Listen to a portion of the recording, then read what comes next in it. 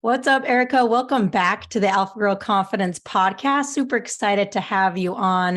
When I reached out and asked you to come on, and you were like, let's talk about social media and the upsides and downsides. Like, I was super, super stoked to talk about it because it's something that I've been thinking about a lot. So, for you, like, what are you noticing with your athletes, or maybe just in general with social media? Like, what are some of the big things that are coming up that really made you want to come on and talk about this topic?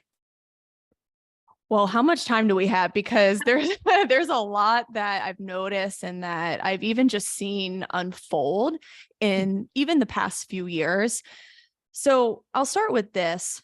I started to notice more issues during the COVID times Yeah. because I think when that was going on, we had a lot of extra time to be on technology, and the world was also getting really divisive. So people are very attracted to like negative things and crazy stories. So that didn't really help with what we were paying attention to. And we kind of all just got stuck in this rabbit hole of constantly being online and being charged up by things going on in the world. And what I saw with a lot of my athletes and even with my closest family and friends, and this isn't meant to be a commentary on what side you were on or not. Right. That's not where I'm going at all with this. But what I did notice was people got really divisive and just nasty because it's much easier to be a mean person when you're hiding behind a keyboard and you're making a comment to someone personally on their account, or you're DMing them and being like, well, why are you posting about this? And I saw that a lot with my girls. And they even told me during that time that they lost friendships. Yeah. And that just broke my heart because it's not real life to always agree with people on things and Yeah. for us to think the same on everything. And I think it's so bad for youth because we're not teaching them how to have conversations, to be compassionate, to listen. They're just kind of being told like what to think and what to post about, or they need to post what their friends are posting about, and they need to be just as excited about something as their friends. And that's where it kind of all started for me. And that's where it raised a red flag. And I don't think it's gotten better since then. I No. think people are still in that mindset of, oh, well, I'm just going to be with the people who I always agree with, and I'm not going to even like hear people out. And there's really no like conversation or forgiveness in the world. And that's been big for me. And I don't think it's good for youth athletes. I think adults are also the worst at it. Even myself, I wasn't perfect, but yeah, that's really what I noticed. I know that's kind of starting off with a bang, but what Yeah, have you let's noticed since do that it. time? I mean, here's the thing is that a lot of people don't realize, and the reason why I know this is because I read a lot of books around technology, social media.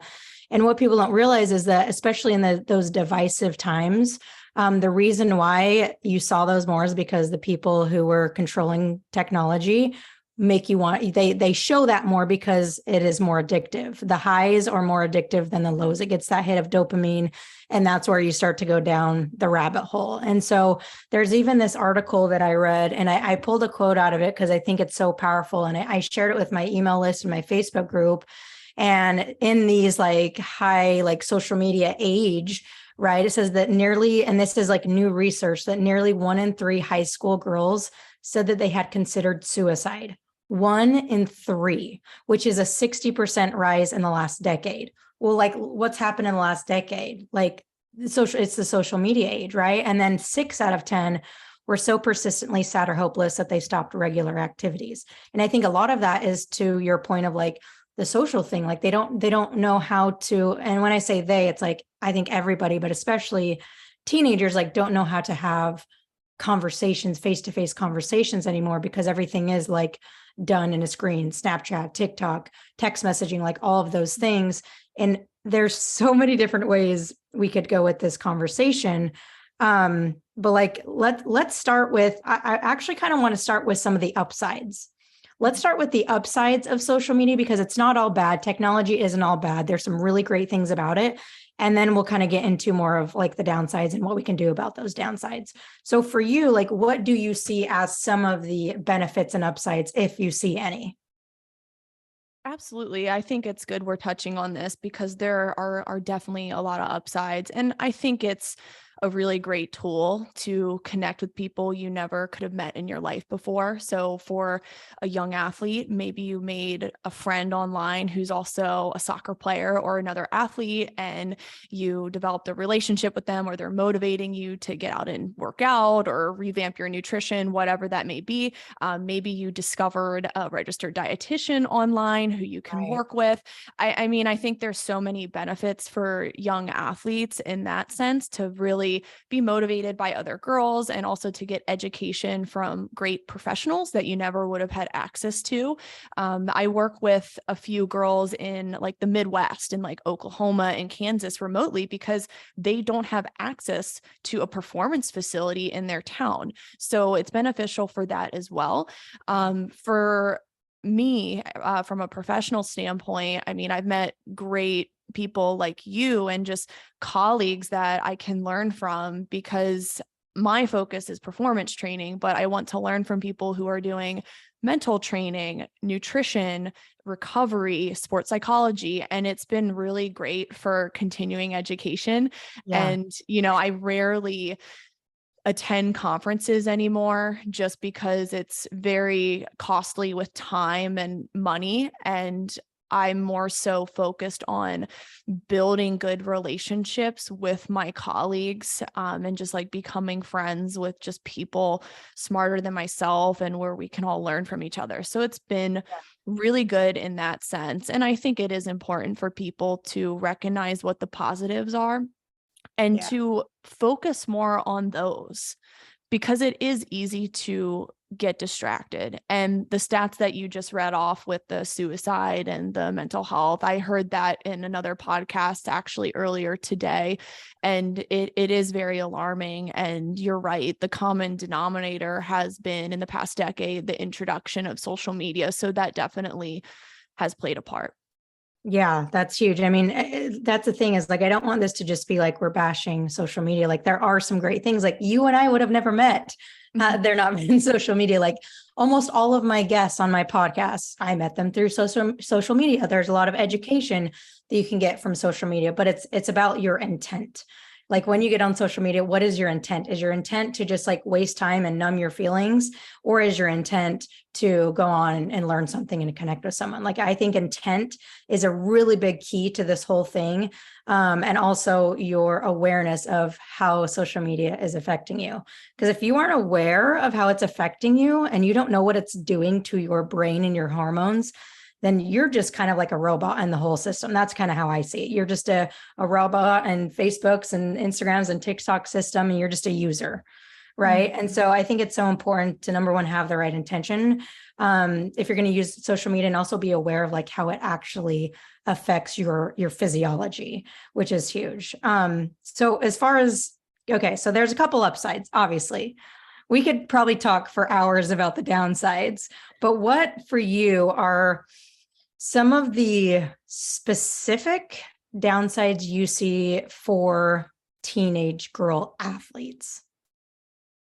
Well, the first one is I don't like the divisiveness. And I've noticed that it's a lot of groupthink, Yeah, no matter what you believe in.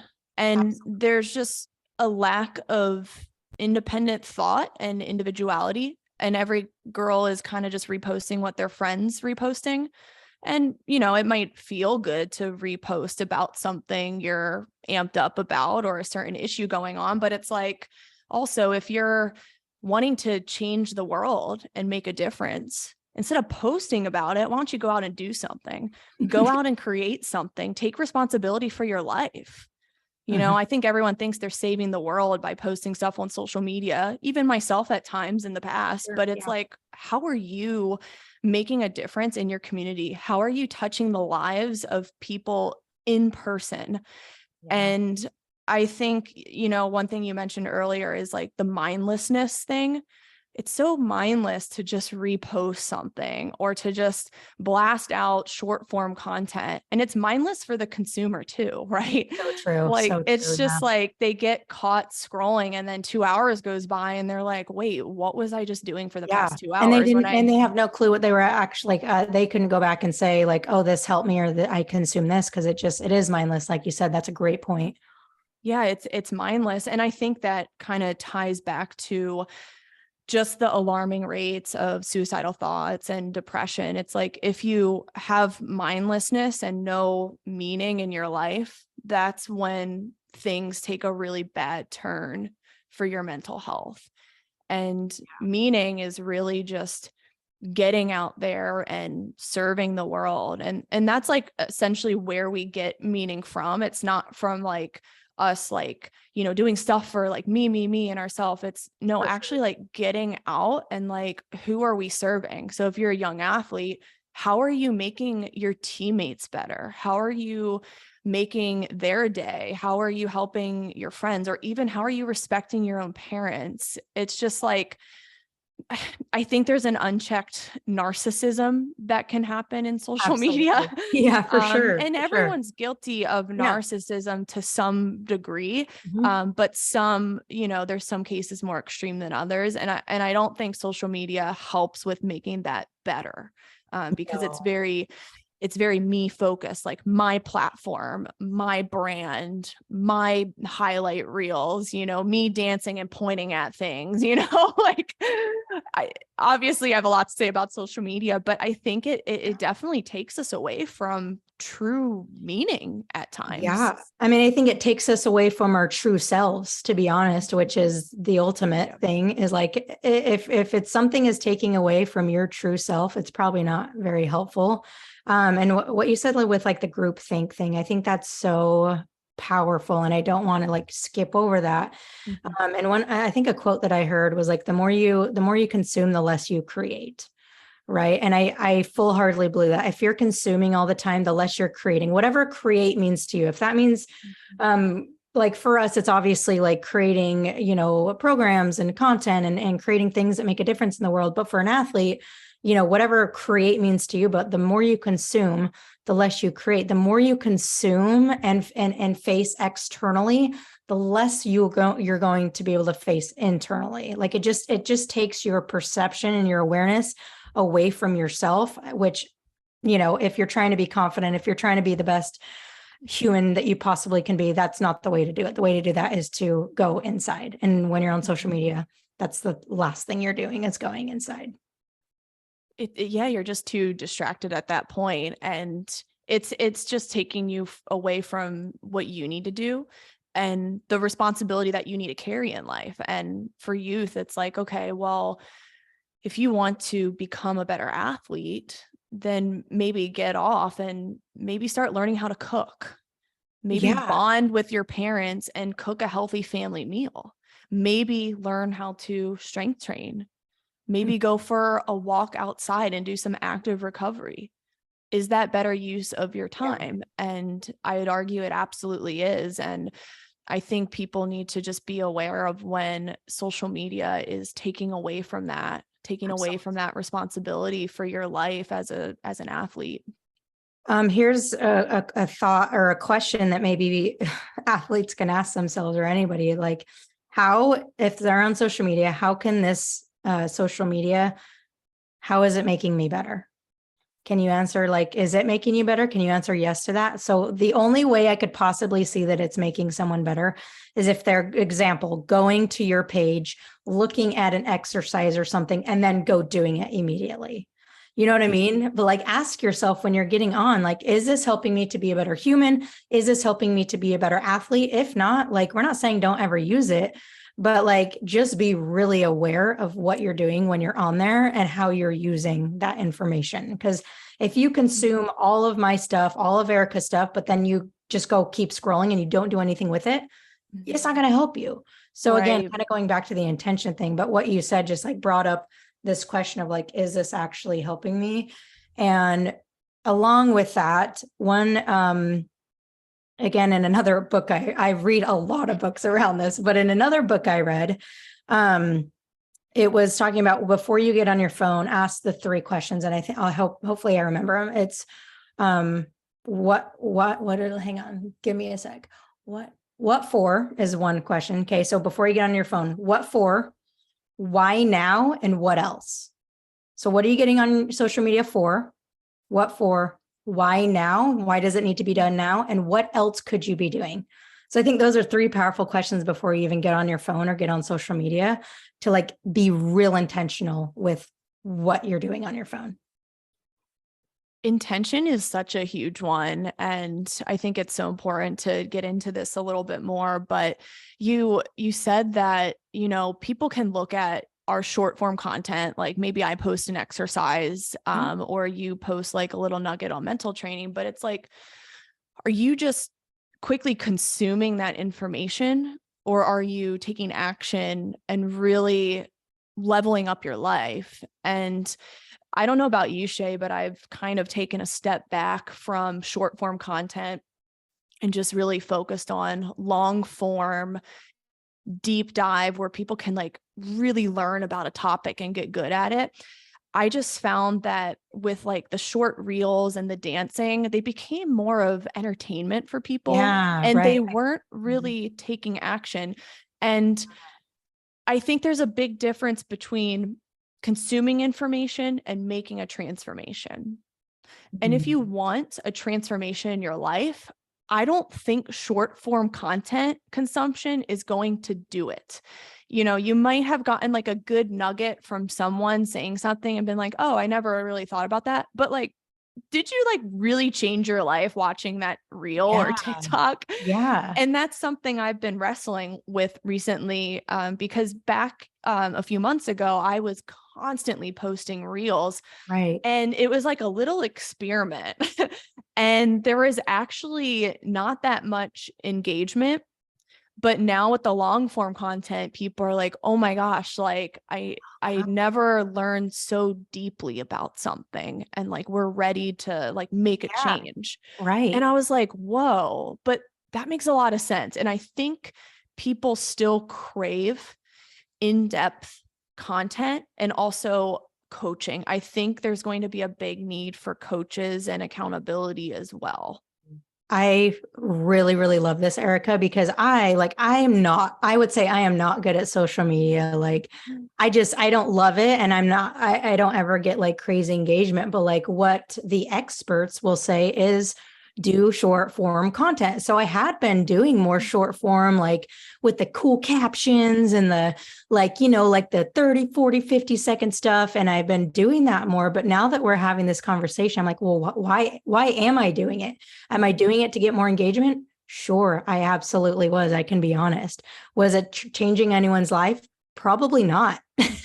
So it's like in my heart, it's like, I would rather have a long thing that one person watches and it transforms their life than have a million people watch this short form viral piece of content that makes me feel good about myself. So this is, I love this, what you just said for me and how I use social media and create content on social media. So this is a very selfish segment of the episode. So thank you for that. Of course. Well, we can even relate it to youth as well, but in like the college recruiting space, I think a lot of young athletes think they need to post like these flashy highlight reels from their games. And look, I think it's great that you're sharing your wins and your highlights. That's awesome. But a lot of college coaches want you to build relationships with them, know how to send a good email. They want you getting out to an ID camp or reaching out about a showcase. That's more of where they're going to find athletes. Right. And if players just put their focus on those things, instead of just getting this volume of content and taking all this time, then they're going to have a much better chance of getting recruited. And I used to recruit and I hated when people tagged me. It's just, it was just too like, okay, like they're interested in my school, but it's like so impersonal. So I think this can help young athletes. You don't need to just blast out all this content and like create a brand and like market yourself. Get out, just become a good player, like do your workouts, revamp your nutrition, play well at showcases, work hard in practices. That's really what you need to do.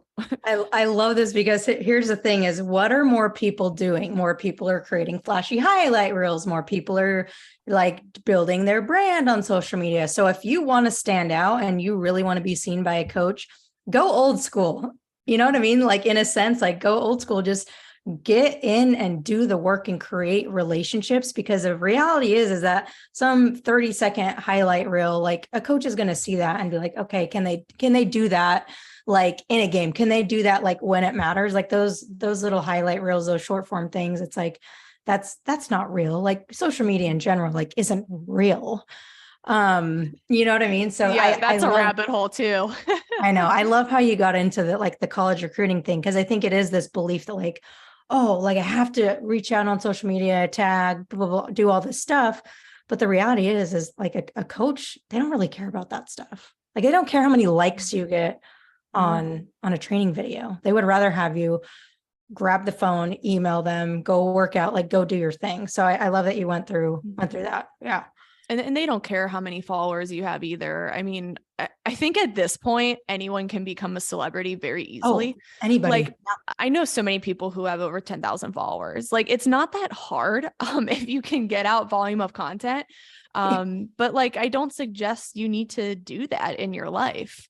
I think, people who are in charge of the algorithm want to keep you on the platform.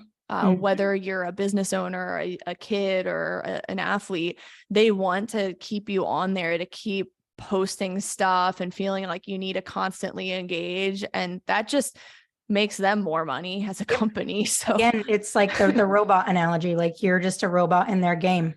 That's what it is. And if you're not aware of it, you will be an unconscious robot playing the game. Getting the post, oh, you got a like, dopamine hit. Oh, you know what I mean? It's just like, how can they get you to stay on the platform for as long as possible? And like, again, like just look externally all the time. So yeah, this I love this conversation, I discussion. love this too. I love this too. So I want to go back to when I said like social media isn't real. You're like, we'll go into a small rabbit hole with that statement. So what are your thoughts on social media isn't real? I mean, man, this opens a can of worms. Okay, so from the young girl front, I think filters are a terrible thing. First of all, it's like, so it's just like morphing these beauty expectations of young women, and it's very dangerous. And I think the Kylie Jenners and all that, I think it's completely despicable. I think more girls are becoming more insecure because of all this stuff, and they feel they have to keep up with this filtered appearance. I mean, there's even one filter on Instagram, and I think TikTok too, where your skin is like completely clear, no blemishes, your lips are bigger, your eyebrows are a different shape, you have longer eyelashes. It's like very terrifying. And like for young girls to like get conditioned with that when their brains are still developing, when they get older, I wouldn't be surprised if they debate getting certain things done to their face. And like, that's like the scariest thing for me. And I've seen enough girls on a daily basis through my coaching, and I've overheard some conversations, and I really don't like what I hear on the beauty front of things. So that's been a big one in terms of social media being completely fake and it not helping our young girls. What are, if you can recall, what are some of the things that you hear? Because I don't work with athletes in person, so you have a different perspective than I do. I've just heard, like 18-year-old girls already having thoughts about getting like fillers and augmentations and that kind of stuff, to be totally transparent. And it's like crazy because when we were that age, like we didn't really know like what that was. And like now even like 12-year-old girls know what that stuff is. Like, actually, even younger than that. This will be a surprise to you. Last week, I had a 12-year-old athlete say to me that her English teacher has like lip fillers. And I'm like, how do you know? Like, you're like in middle school, like, Yeah. and I literally like freaked out. I was like, what the heck? So just like stuff like that, I'm like, Mhm. this is not good, because it's really like giving these girls these unrealistic expectations, and for young men too. Yeah, it's both It's sides. bad for everyone. Yeah. Yeah, I mean, it's bad both sides, but yeah, it is definitely social media affects girls in a lot of different ways than it does boys. And I'm just trying to think like really, so these, expectations of beauty, like what long term is this, short term and long term, like what is this going to do to girls' confidence, their self-worth, their body image? Like I don't see a reality where like this skewed body image is going to have any positive effect. Like there's no way it's going to have any positive effect. I'm just thinking like what can we do like as adults, as leaders, as coaches? And I know like having the conversation is part of it, but even like as parents, like what can we do as adults, parents, coaches to help our kids navigate this? Because the reality is it's not going away. The filters and stuff, I mean, maybe eventually they'll get rid of the filters if they start to see, I don't know, but like it's social media and that stuff isn't going away. Like what, I guess, solutions do you see that parents can do, or coaches, or just anyone listening and kind of the leadership role that can help kids with this? Do you have an answer? Yeah, definitely. So you're right. It's not going away. And I also think if we completely sheltered our kids from it, Yeah. that might not be the best idea either, because Agreed. eventually they're going to get Mhm, exposed to it, and for then sure. that could prove worse in the long run. Yep. So they are going to get exposed to it. And I think you're right. Having these conversations as coaches and as adults, and just reinforcing to young girls that they don't need to chase after these certain standards, because it's never going to be enough. Never. And I think like the body dysmorphia is very real. And people think, they can always like pick apart like one blemish or mistake, and you're never going to be happy like chasing what you think is like the perfect ideal. And I think it's good to have that conversation with girls. And I've had a few conversations with girls about it, and they're really receptive to it. And they're like, no, you're right. Like that is a very dangerous road to go down. And, it Yeah. is important for coaches, because I don't think teachers are talking about this in school. Yeah, Like, probably not. Not that I no, know. probably not. And I think it's okay to, just have the conversation if they bring it up, and just give your insight and just like a different side to everything. And just to really encourage girls, what we were talking about earlier in the conversation, like if you feel social media is really taking away from your life or making you very insecure, then you need to rethink how you're using it Mhm. and how much time you're spending on social media. Yeah. Yeah. So, I mean, I guess the biggest thing then is like really just the education of it and the awareness around the dangers of it. And that starts with us. That starts with obviously us having the conversation.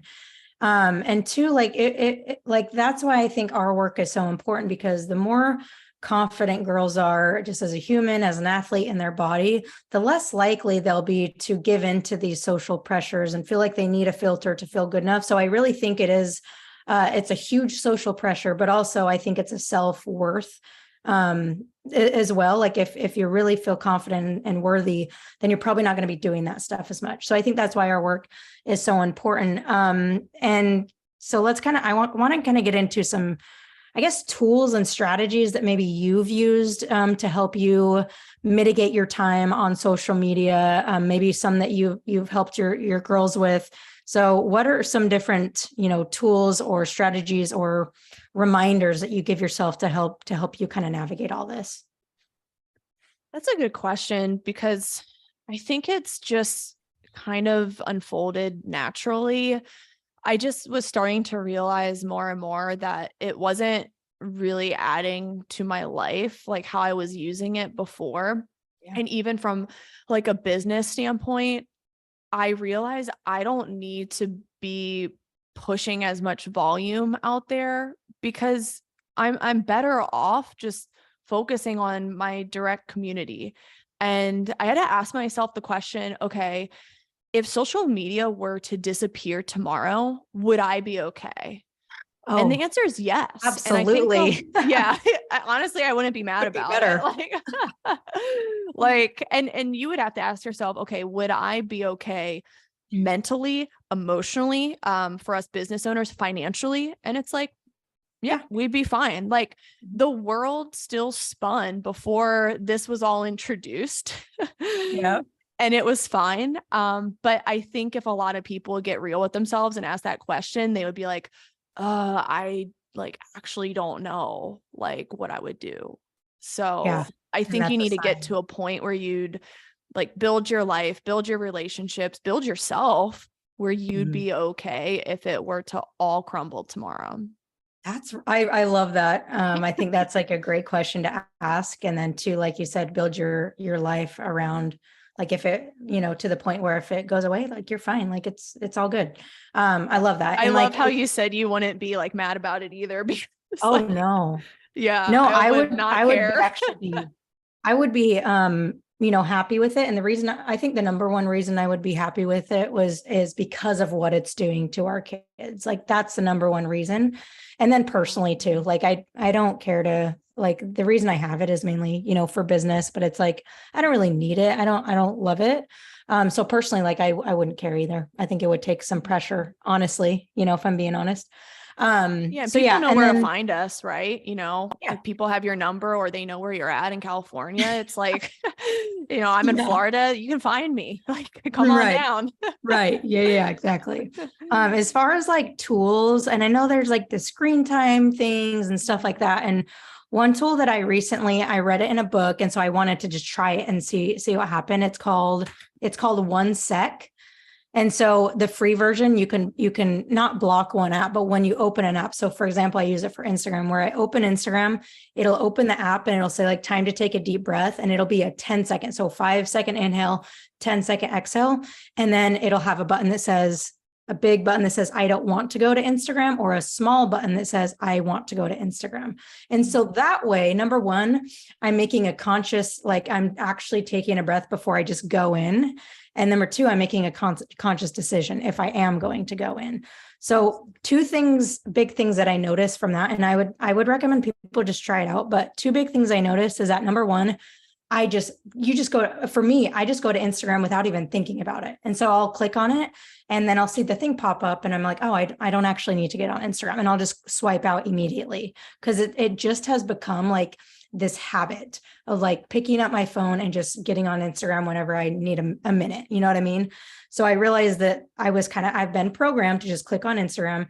And then the second thing is huge that I got out of that is that when I actually do hit, I want to go to Instagram, I'm only there for like to either post something, or I'm there for something very, very, very specific, whether it's sending a DM to someone or going to someone's profile that I want to consume one of their pieces of content. So I don't ever, now that I have this thing, I don't scroll anymore. It's just, I'm there for a purpose. I'm in and I'm out. And so I would recommend, like, I know there's probably multiple apps, but of the ones I've tried, this one I like the most. So it's called 1 Sec. So I wanted to give that like tangible tool that I think will kind of just bring your awareness and shift it a little bit differently. That's brilliant. I'm glad you shared that, and it sounds really beneficial. And I think another one is the screen time limitations. I've seen a lot of success with that with my Yeah. friends and with the girls that I coach. And I think when the girls that I coach actually like sit back and look how much screen time they've had, that's when they're like, oh wow, I need to make a change. It's a little bit crazy. And they're very disciplined with it and they follow through with the screen time limitations. And I think that's Yeah. a really good tool as well. Yeah. And two, like, one more tool that's a bit more difficult for most people is, like, we've talked about this so much, Erica, is like the social media fasts. So like, whether it's on the weekend, I lately have been on the weekend switching over to my light phone. I don't know if I've showed you this, but on the weekends I'll switch over to my light phone, which it has no internet, just text. It's like an e-ink screen. But like then if I don't do that, I'll at least delete social media off my phone. So I would encourage you guys, like, and the more this scares you, the more you should probably do it, to like have some, even if it's a half a day where you don't get on social media, or a full day on the weekend or something. Like, I would just try it. And like I said, especially if it scares you, then it's probably more of a sign that, hey, maybe I should try this out. 100%. I totally agree with that. And you'll find on the other side, you'll have a much more peaceful life. And that's like one thing I've really noticed with just like not going on as much, except to like post and be like really intentional, is like, life is peaceful. I feel more sure of myself. And, you talk about confidence all the time. I don't think you can't help but build confidence if you get off social media. Because you're focused on what you need to do. Yeah. You're just like focused on like your meaning and your purpose and creating something, and you're not constantly looking around or being stimulated. I mean, being stimulated all the time definitely is a disaster if you have high anxiety. So, there's something to be said about increasing your confidence by decreasing social media for sure. Yeah. I mean, I would just encourage people to just try it for one day, like literally try it for one day, and you'll see how much time social media was taking and how much more time you have to go hang out with your friends, read a book, play with your dog, like whatever it is that you want to do, learn a new hobby, something like that. So yeah, I just encourage you guys listening to, and I hope parents, like I'm going to put this out, parents and athletes, because I think it's so valuable for both. But kind of last question I have, and then I'll let you go, is what advice do you have for parents? Because I know it's such a difficult conversation. So anything that you would say to parents on how they can kind of support their kids through it? Yeah, that's a big one. Well, I think parents struggle because they don't want to nag their kid, and the kid tends to like push them away when they do that, or like give advice. So maybe even just start off by listening to this podcast with them. And opening the discussion and asking them what they think, and what they think are the positives of social media and what they think are the negatives. I think just having a discussion instead of being like, you need to stop doing this. I think that might be a good start. And also to even just lead by example. And this doesn't just go for parents, but also all adults and coaches who work with kids. Don't be on social media as much, to just kind of like model that behavior to kids. And, personally for me, I rarely post, like, I don't really post about like my personal life on social media too much. I don't think I have one bikini picture on my social media. You can scroll all the way down. I don't post anything like that. I see a lot of high school girls posting that stuff, which, I have my opinion on. But I think that adults need to model the behavior they want kids to have on social media. 100%. Yeah. 100%. Like that's, I think the first strategy is like, if you're on your phone a lot, your kids, they're going to model you, especially, I mean, I would say at every age, but especially, that younger age. So model the behavior. And then I love what you said too, with like, just have a conversation, like a two-way conversation, asking your daughter, like, hey, what do you think the upsides are? What do you think the downsides are? Listening to this podcast and really just having a two-way conversation instead of like a one-way, just telling them. I think that's going to be really, really powerful. So thank you for sharing that. Yeah, I think that is probably the best place to start. And I think when you ask questions to kids and you say, well, how is this not helping your sport performance or your academics or your personal life or even your mental health? How is it not serving you? And when they can answer it themselves, they're like, oh, wow, this is maybe not good for me. Yes. And yeah, it's crazy the difference in them answering it themselves versus you telling them, like complete black and white difference. Yeah. Cool. Love that, Erica. Thank you so much for coming on. Now that you are kind of, doing the more long form content, like where's the best place for people to be consuming that and connect with you? I'm mainly hanging out on my YouTube channel with my podcast, and usually our episodes are anywhere from 40 to 90 minutes. And I've just, I've really enjoyed going deep on topics and just having people on to talk about performance training and the latest research. So I try to keep it super like high educational content, and just really hoping that people make a change. And I've recently had an ACL injury researcher of 30 years on the podcast, and I was a little hesitant because he speaks in like very scientific jargon and like medical terms. But what was funny about that episode was people liked that. And when they heard it broken down in such a deep and advanced way, it propelled people to do a strength training program. Yeah. And I was like, I've been trying to simplify this for years. And when Dr. Tim Hewitt comes on, okay, now everyone's ready to go. So it was cool. It was cool to see. That's cool. Yeah, that's really cool. Yeah, make sure you guys go check it out. Like if you really want to have a transformation and learn something, get off Instagram and go check out Erica's YouTube, and don't get distracted by the other YouTube recommendations. Yeah. Facts. All right, Erica, thanks so much for coming on, and thank you guys for listening, and we'll see you next week.